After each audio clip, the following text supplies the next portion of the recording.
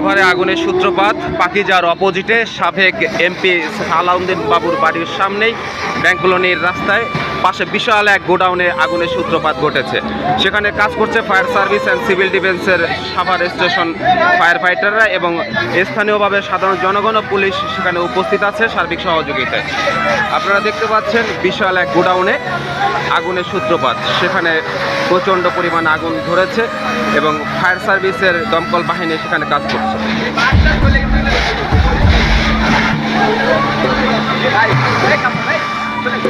মূলত এখানে যে জিনিসগুলো দেখা যাচ্ছে সেটা হচ্ছে এখানে যে গোডাউন ছিল সেই গোডাউনের ভিতরে ভাঙাচুরা কিংবা যে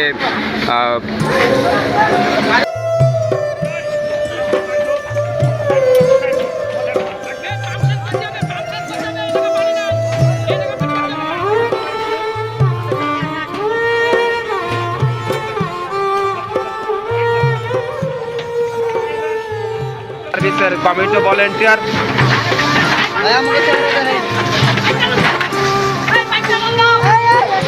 পুরা বেটারে ধরো, পুরা বেটারে ধরো।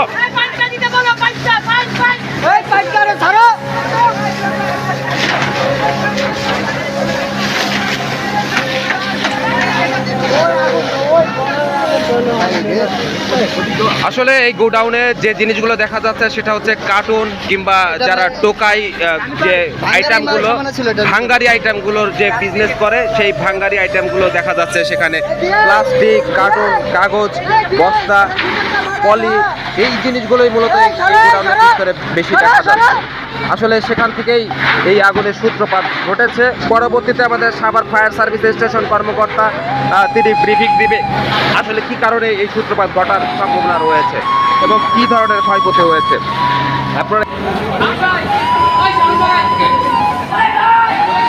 দেখতে পাচ্ছেন যে সাভার পাকিজার অপোজিটে যে এমপির ঢাল বলে যে জায়গাটা ব্যাংক কলোনি ছাত্রা মসজিদ কিংবা মাদ্রাসা মসজিদ যাওয়ার রাস্তা, সেই রাস্তায় এখানে পাশে আরেকটি মানে সুনামধন্য একটি হাসপাতাল প্রতিষ্ঠান আছে ল্যাবেক। এই ল্যাবেটের পাশের যে একটা বস্তির মতো জায়গা সেখানে মূলত ভাঙ্গারি পট্টি যেটা বলে সেই ভাঙ্গারি জিনিসগুলো সেখানে কার্টুন কিংবা পলিথিন টোকাই যে আইটেমগুলো সেই আইটেমগুলো এখানে এই গ্যারেজে রাখা ছিল, সেখানে আগুনের দুর্ঘটনা ঘটেছে এবং ঘটনাস্থলের সাথে সাথে সবভাবে দৌড়ে এসেছে ফায়ার সার্ভিসের সিভিল ডিফেন্সের ফায়ার স্টেশনের কর্মকর্তা যারা আছে এবং ফায়ার ফাইটার যারা আছে এবং সাধারণ জনগণ এভাবে স্বতঃস্ফূর্তভাবে তাদেরকে সহযোগিতা করছে। সাভার মডেল থানা পুলিশ উপস্থিত আছে এবং সাভারের যে সকল ভলেন্টিয়ার আছে যারা স্বেচ্ছায় কাজ করতে চায়, যারা আগুন নিয়ন্ত্রণে কাজ করে, তারা সবাই সেখানে কাজ করছে।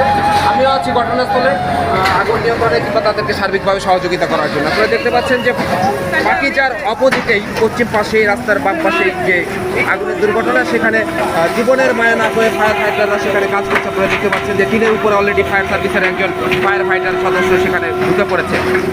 এভাবে